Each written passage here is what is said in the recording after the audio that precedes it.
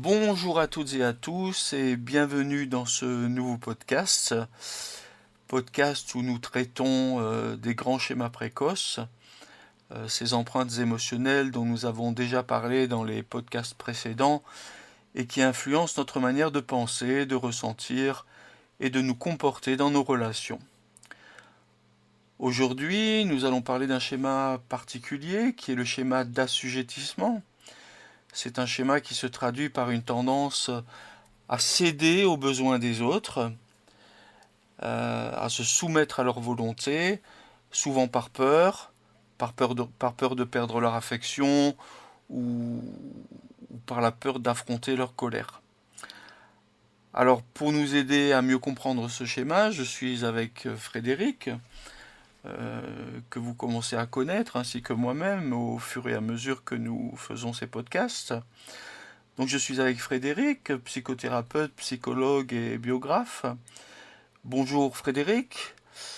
Pour commencer à parler de ce schéma, je vais peut-être vous demander de rappeler à nos auditeurs ce qu'est un schéma en général et nous dire en quoi le schéma d'assujettissement a ses particularités. Bonjour Pascal et bonjour à toutes et à tous. Nous sommes très heureux de vous avoir parmi nous une fois de plus.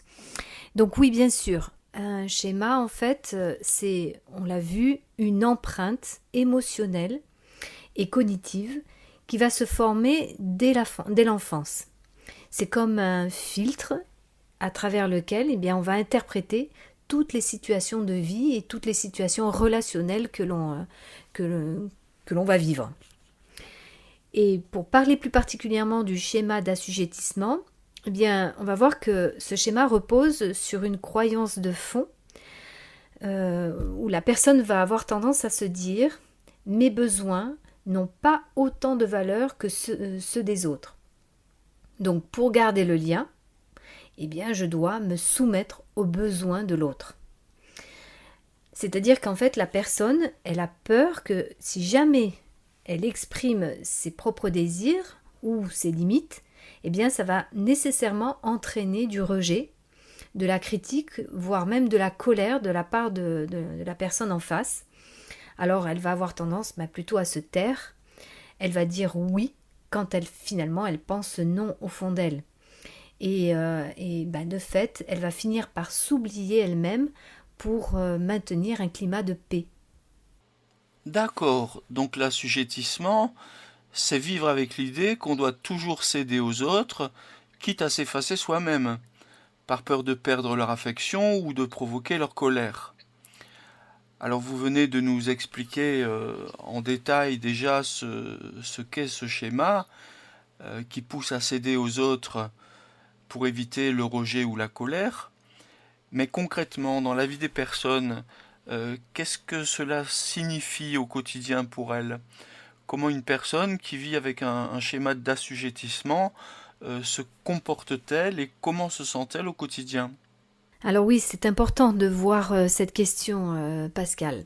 En fait, le schéma d'assujettissement, il va se manifester par une soumission répétée aux désirs et aux besoins des autres. Alors avec principalement une mise de côté de ses propres envies, de ses propres besoins. Donc souvent on va observer soit une difficulté à dire non. La personne elle va accepter presque systématiquement ce qu'on va lui demander et même finalement quand ça lui convient pas. Ensuite il va y avoir en elle il y a la peur de déplaire. Donc dire non ou poser des limites, c'est vécu comme un risque de se faire rejeter ou d'entrer en conflit avec les autres. Donc finalement, pour éviter ça, elle va choisir de céder. Il peut y avoir aussi un silence sur ses propres besoins. Elle ne va pas exprimer ce qu'elle veut, elle ne va pas exprimer ce qu'elle ressent, souvent par peur de déranger ou d'être critiquée. Et alors on peut voir aussi chez ces personnes une colère refoulée, c'est-à-dire qu'à force de se soumettre, elle va accumuler de la frustration ou du ressentiment. Donc à un moment donné, ces personnes peuvent tout à fait exploser, sous forme de colère et se transformer parfois même en symptômes physiques, c'est-à-dire avec de la fatigue, des tensions, de l'anxiété. Une des caractéristiques aussi, c'est que on va trouver chez ces personnes des relations déséquilibrées. Elles vont attirer souvent des partenaires ou des collègues qui vont être plutôt dominants. Et évidemment, ça va entretenir le sentiment d'être écrasé par l'autre.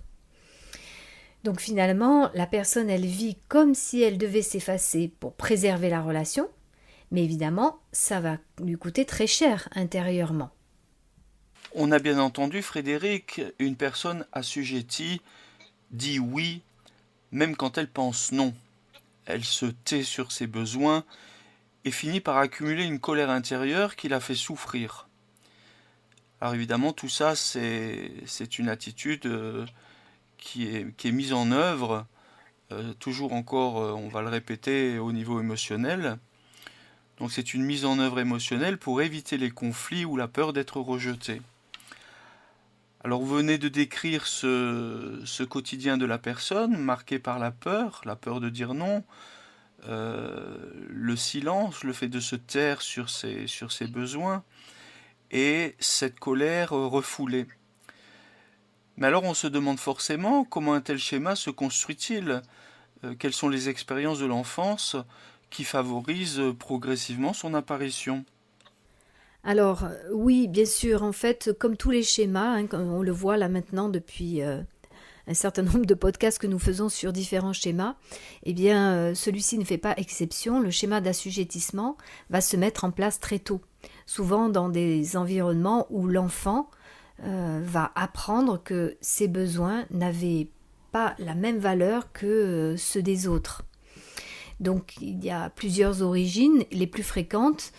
Bien, on va retrouver souvent des parents très autoritaires ou dominateurs.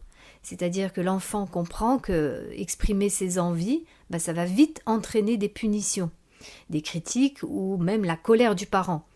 Donc avec cela, il va apprendre qu'il vaut mieux céder plutôt que de se confronter au conflit. Il y a aussi parfois un climat affectif conditionnel, c'est-à-dire que chez certains enfants qui ont grandi avec un message implicite, on t'aime si tu es sage, si tu obéis, si tu ne déranges pas, et bien forcément leur valeur va sembler dépendre de cette soumission aux parents. Ensuite, il y a des contextes où les figures parentales peuvent être envahissantes ou fusionnelles. C'est-à-dire que l'enfant, il a dû mettre de côté ses propres désirs pour s'adapter aux besoins et aux humeurs de son parent. Et sous peine de perdre son amour ou sa protection si jamais il ne le fait pas. Et puis, il peut y avoir aussi des expériences de rejet ou de menaces réelles. C'est-à-dire un parent ou un éducateur qui pouvait dire parfois si tu n'obéis pas, je ne m'occuperai plus de toi, et plus jamais. Alors donc évidemment, l'enfant apprend que son autonomie, ça le met en danger, et ça met en danger le lien vital qu'il peut avoir avec sa figure d'attachement. Donc, on voit que ce schéma prend racine dans des contextes où l'enfant a intégré que s'exprimer ou résister pouvait lui coûter très cher dans le lien. Donc pour être aimé ou être en sécurité, il fallait alors se soumettre.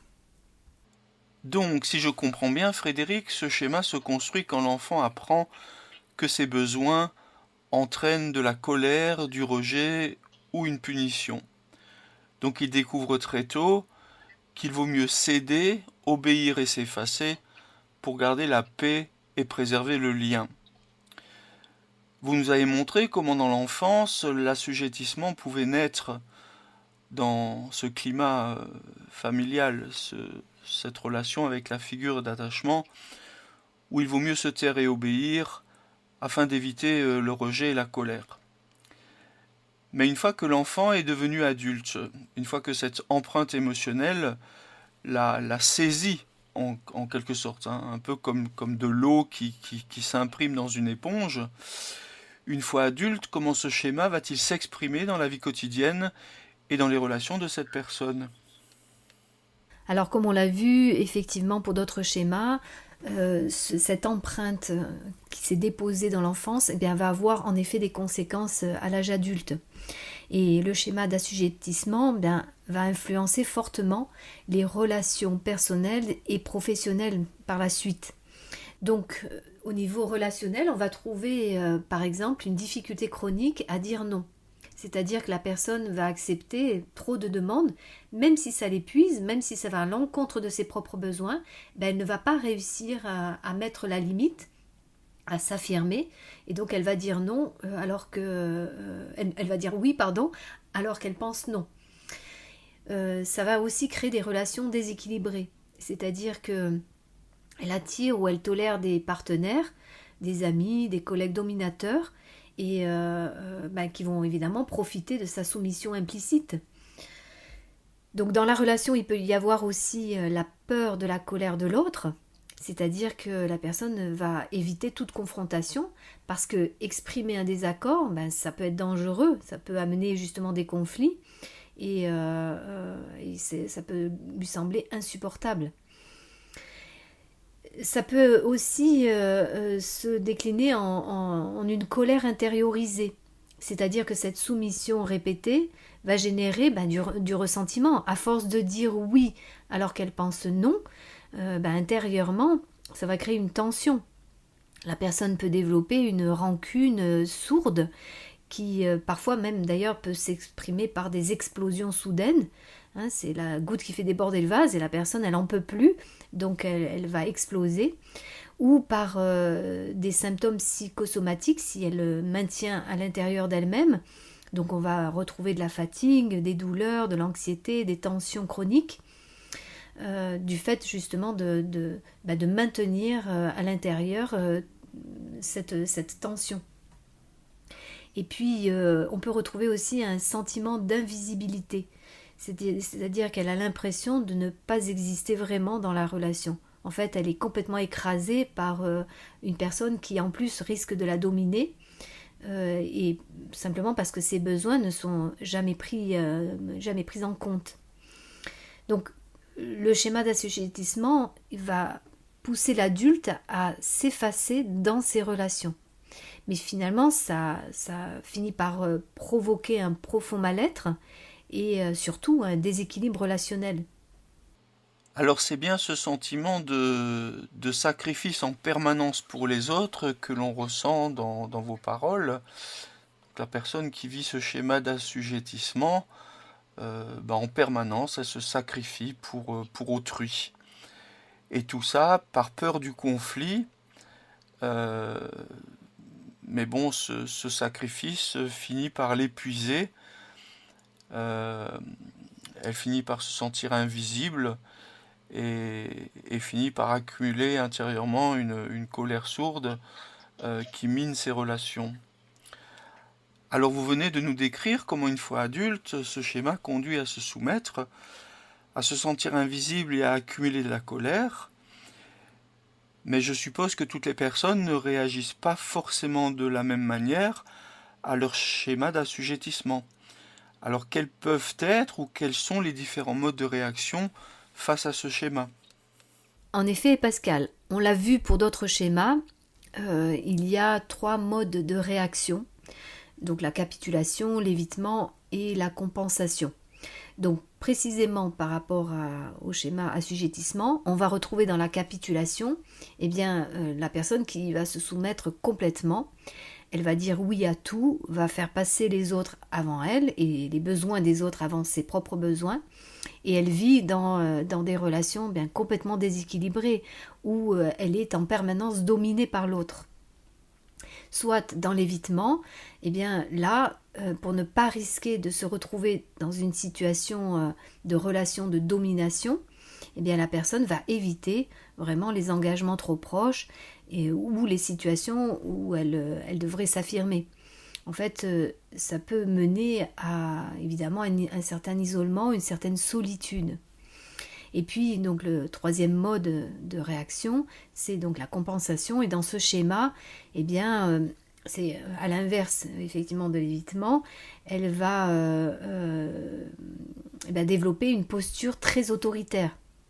C'est-à-dire qu'elle va devenir elle-même dominante, parfois ultra rigide, pour ne plus jamais revivre la soumission qu'elle a connue enfant. Donc ces trois réactions semblent différentes, mais elles parlent et elles partent toutes du même point, c'est-à-dire la peur de la colère ou du rejet de l'autre.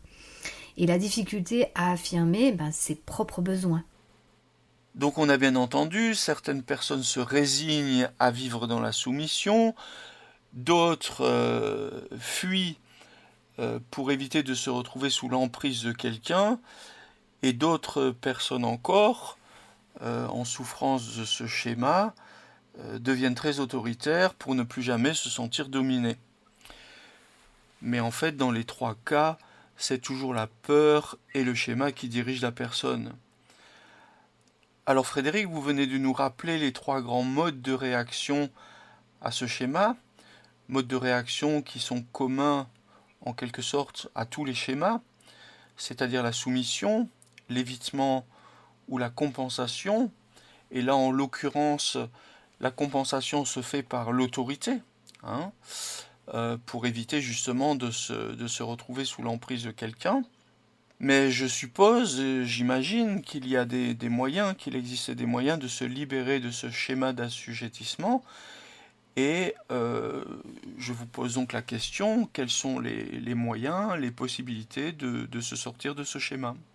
Oui, Pascal, c'est tout à fait possible. Comme tous les autres schémas, heureusement, il y a des possibilités de transformer ces schémas précoces qui se sont donc formés dans l'enfance et qui ont des conséquences à l'âge adulte. Et c'est sûr que le chemin demande toujours un peu de temps, mais il existe plusieurs pistes de changement. Alors on l'a vu déjà pour les autres schémas, la première chose à faire, parce que sans ça, ce n'est pas possible de transformer quoi que ce soit, c'est de prendre conscience du schéma. Donc là, de repérer des situations où on va dire oui par peur du conflit, comme on l'a vu, que par choix, alors qu'au fond, on aurait envie de dire non, on aurait envie de s'affirmer autrement. Donc d'identifier ces moments-là où l'on va s'effacer pour préserver la relation et où on nie ses propres besoins et on va plutôt privilégier les besoins des autres. Ensuite, c'est apprendre à reconnaître justement ses propres besoins. C'est-à-dire que beaucoup de personnes qui sont assujetties, elles ont finalement perdu cette habitude de se demander mais qu'est-ce que je veux moi? C'est quoi mes besoins? Et souvent d'ailleurs, on trouve ça chez les personnes, elles sont tellement branchées sur les besoins des autres qu'elles ne voient même plus qu'elles-mêmes, elles ont leurs propres besoins. Donc c'est important de retrouver cette capacité, c'est vraiment une étape essentielle. Ensuite, ce qui va être important, c'est de s'exercer à dire non. C'est de commencer par des petites situations qui ne représentent pas un danger émotionnel, on va le dire comme ça, dans des contextes qui sont peu menaçants, pour réapprendre que poser une limite n'entraîne pas forcément de rejet et que c'est même important de poser parfois certaines limites. Ensuite, ce qui va être important, c'est d'apprendre à exprimer sa colère de manière saine. C'est-à-dire plutôt que de refouler ou au contraire d'exploser, ça va être d'apprendre à dire calmement ce qui ne convient pas et ce que l'on ressent au fond de soi-même. Et puis, il y a aussi d'apprendre à rééquilibrer les relations, c'est-à-dire chercher à s'entourer de personnes qui sont respectueuses et non pas dominantes, et des personnes qui sont plutôt ouvertes au dialogue et qui ne vont pas avoir tendance à imposer, plutôt qu'en effet des relations où cette domination peut être constante et qui a tendance à écraser. Et puis parfois, on a besoin d'un accompagnement, de faire un travail thérapeutique, en schémathérapie par exemple, où l'on va revisiter les expériences d'enfance de soumission et en les ayant identifiées, ensuite on va renforcer l'enfant intérieur qui a souffert pendant l'enfance de cette soumission et cet enfant qui n'a pas pu à ce moment-là exprimer ses besoins, son ressenti. Et à ce moment-là, on va l'aider à construire une posture bien plus affirmée on va l'aider aussi à exprimer ses besoins. Donc sortir de l'assujettissement, c'est finalement apprendre à exister pleinement dans la relation, en affirmant ses propres besoins et en respectant évidemment aussi ceux des autres. Alors on l'a bien compris, Frédéric, l'essentiel dans ce schéma d'assujettissement, c'est d'apprendre à écouter progressivement ses propres besoins, oser dire non, plutôt que de dire oui par soumission, et exprimer ses propres limites. Et tout ceci pour ne plus vivre uniquement dans la peur du rejet ou dans la colère de l'autre. Alors merci pour toutes ces explications. Avant de conclure, j'aimerais vous poser une dernière question. Quel est le message essentiel que vous aimeriez adresser aux personnes qui se reconnaissent dans ce schéma d'assujettissement? Alors pour les auditeurs qui seraient concernés par ce schéma, une chose importante à savoir, c'est que vos besoins ont de la valeur. Ils ne sont pas moins importants que les autres. Donc dire non, poser une limite, ne signifie pas perdre l'amour ou être rejeté. Au contraire, c'est plutôt la condition pour construire des relations saines, équilibrées et respectueuses. La peur qui vous pousse à céder vient du passé, de cette empreinte héritée du passé, mais vous pouvez apprendre à agir tout à fait autrement aujourd'hui. Sortir de l'assujettissement, ce n'est pas devenir égoïste, c'est plutôt trouver un juste équilibre entre soi et l'autre, entre ses propres besoins et les besoins de l'autre, dans une relation qui sera basée sur un respect mutuel. Merci Frédéric. Alors l'assujettissement, tel que nous l'avons compris, fait croire à une personne qui a gardé cette empreinte émotionnelle de l'enfance qu'elle doit s'effacer pour être aimée, alors qu'en réalité, elle doit apprendre, enfin elle pourrait en tout cas apprendre à s'affirmer progressivement, à dire non et à exister pleinement pour elle-même sans perdre le lien dans la relation. Alors merci infiniment pour ce message libérateur. Merci à nos auditeurs qui nous écoutent. Nous arrivons maintenant au terme de ce podcast sur le schéma d'assujettissement et nous vous disons à très bientôt pour un nouvel entretien autour d'un nouveau schéma. Merci Pascal, merci à tous nos auditeurs de nous suivre dans ces podcasts et nous vous retrouvons très prochainement pour un nouveau schéma.